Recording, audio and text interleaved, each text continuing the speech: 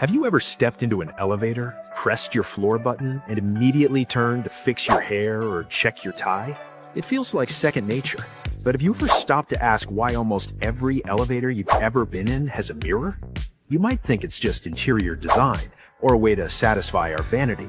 But the actual reason is a fascinating mix of human psychology, clever engineering, and essential safety that dates back to the boom of the very first skyscrapers. To understand the mirror, we have to go back to the early 20th century. As buildings grew taller, elevators became a necessity. However, early elevators were excruciatingly slow. People would stand in a cramped, windowless metal box for minutes at a time, staring at the walls. This created two major problems. First, the wait felt agonizingly long. Second, and more importantly, passengers began suffering from claustrophobia. The fear of being trapped in a small, suspended box made people anxious. Building managers were flooded with complaints, demanding faster elevators. But mechanically, the engineers couldn't make them any faster, at least not cheaply. So, instead of fixing the machinery, they decided to fix the passenger.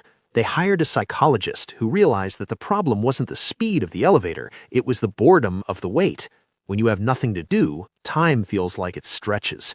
The solution? Mirrors.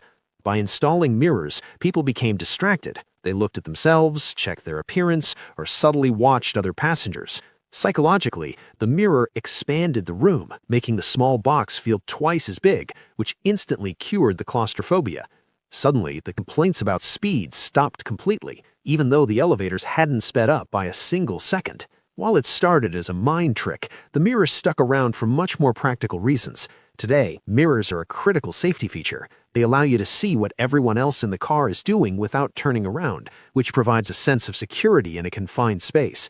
More importantly, in places like Japan and under accessibility laws in the US, mirrors are mandatory for wheelchair users. If a wheelchair user enters an elevator and cannot turn around, the mirror allows them to see the floor indicators and safely back out of the elevator without crashing into the closing doors or other people. So, the next time you catch your reflection on the way to the lobby, remember, that mirror isn't there for your ego. It's a century-old design hack that saved the skyscraper.